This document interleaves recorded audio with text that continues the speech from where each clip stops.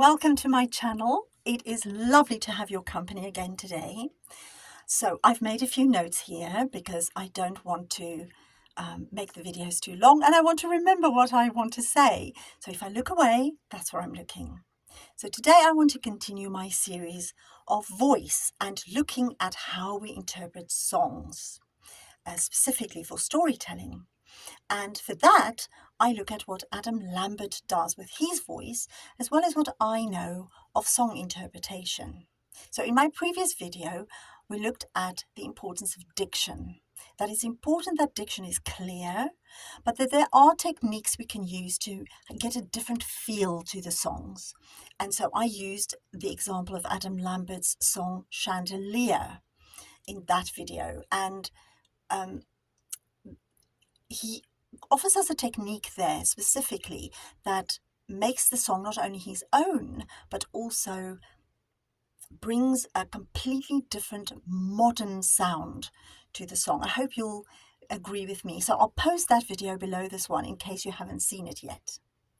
So in today's video, I would like to look at a few more elements that go into creating story through song. And I'll be using another one of Adam Lambert's songs, again from his album High Drama. This time I want to look at a song called I Can't Stand the Rain. And I'll post that video below this one as well, so that you can follow what I'm saying while you watch that video maybe. So first, let's have a look at how the lyrics interact with the music. And so for that, we look at melody, rhythm, and instrumentation. So if you listen to the song, you'll hear at the start of the song, we hear only the rhythm and the chords before Adam provides the melody and the lyrics. And the use of the rhythm and the chords immediately makes the song not only more modern, but it also brings a sense of expectation that we wait for the singer to fulfill for us. In this song, Adam provides the main melody, while the instrumentation continues to give that wonderful rhythm and the chords for him to stay in tune. And I have to tell you, it's actually quite difficult for singers to do. But of course, as always, Adam does this beautifully, and it is absolutely delicious. The instrumentation kicks in a little bit briefly, only on the lyric when we are together. And I think there's one other lyric further along in the song that it does it as well. You'll probably hear it as you listen to the song. And it pulls back again to the sparseness or the backing. And that helps to let Adam's voice shine through. If you listen to other versions of this song, then you'll hear there's often much more melodic backing to the singing. But of course, because Adam's backing is so sparse, so scant, for most of the song, we experience all the little nuances that he gives us to tell the story, and it is so wonderful. It really is. So listen carefully, you'll hear it. In this song, we'll also being treated again about how wonderfully musical Adam is. And you know, it always surprises me, it astounds me, because he sings music not only with the variations of a classically trained singer, which he is, of course, but he gives us surprising shades of sound that pulls us into the song emotionally, you know. And, excuse me, this is actually one of the most important elements of storytelling and interpretation, is that emotional pull.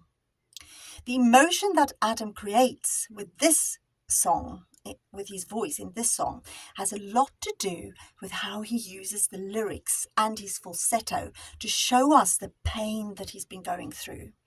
It's almost as though he doesn't want to look at the rain, and we can clearly hear it in his voice. It's very reluctant. He doesn't want to look. And his superb falsetto allows us to feel the pain of what he's been through. We go through it with him. And so here's where the backing helps us to really experience the song to its fullest, because it gives Adam the opportunity to treat us to his vocal gymnastics. That's so fabulous and that only he can do, you know. So another element of this song is that helps with the interpretation is the use of repetition in the lyrics, which highlights the key theme of this song. Repetition in songs can be a headache for singers, I have to tell you, because you have to create each sound a little bit different. Otherwise, the repetitions become so boring and you kind of go, oh, yeah, I heard that before. But again, maybe because of Adam's classical training, because of course, in classical music, repetition is treated in a specific way. It often goes from either soft to loud or loud to soft, depending on what the composer wrote. Adam uses this technique to emphasize his pain in the song and his insistence that he can't stand the rain. Of course, there are many other elements that singers look at when they're interpreting songs, but the elements that I looked at in the last few videos, including this one, are the main ones. So if you have any questions or you have anything to add, I'd love to hear from you in the comments below this video. I hope you found it interesting meanwhile, and if you liked the video and it resonated with you, please like and share it. It would mean the world to me and my channel. And if you haven't subscribed yet, it's all free for you to do.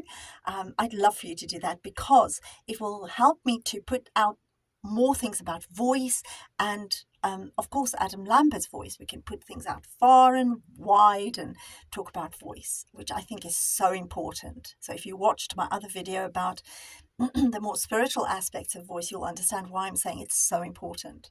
So in my next video, I'll talk more about how you practice your voice. What does that involve? And how do you maintain vocal health? Because it's something that's really, really important. If you want to have singing as a career in your life, it is something you have to make part of your life for sure. But sadly, I hear a lot of singers who clearly don't have a healthy voice practice, and it really can impact on them long term.